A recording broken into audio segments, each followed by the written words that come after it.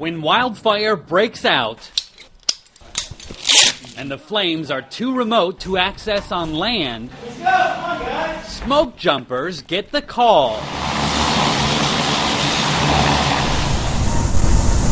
This highly trained, elite group of firefighters parachute into some of the most challenging wildfires in the country. They can be airborne in minutes and can reach any fire line in the West within a few hours. Physically, it's extremely demanding. After fighting fires, the smoke jumpers often have to hike for miles to get picked up.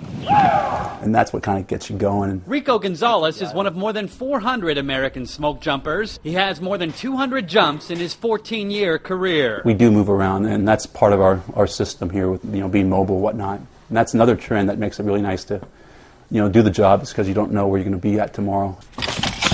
When they're not on a fire, the jumpers spend time maintaining their firefighting equipment, like chainsaws and hand tools, which are dropped along with the jumpers. Of course, they also have to maintain an even more important tool of the trade, their parachutes. You may be surprised to find out these tough firefighters are adept at sewing. And when they're not working with needle and thread, they're sticking needles into each other. First aid training, including giving each other IVs, is crucial if a fellow jumper gets hurt in the remote wilderness. You're going to want to include that. The tip of that thing is right there, so go ahead and put it on tight. But it's just a matter of time until the jumpers will be back out in the field. Conditions in California are very dry. In particular, the central and southern Sierra had very little snowpack, and the vegetation there has already dried out. And those are areas that do have remote, inaccessible portions of the forest, and if we do get fire activity in those areas, we wouldn't hesitate to put the smoke jumpers in there. Ready for water! Fire agencies across the state are conducting exercises like this one in preparation for what could be a rough summer wildfire season.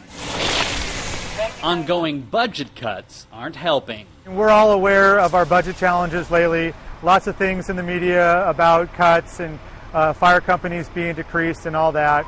On our administrative level, we have a pretty good idea of what's going on, but when the big one hits, we're not exactly sure who's going to be coming. The smoke jumpers will come. I think I can do a stand-up, Doc.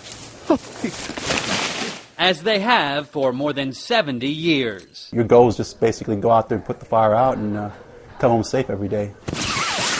Pretty nice, pretty nice. Haven Daley, Associated Press, Redding, California.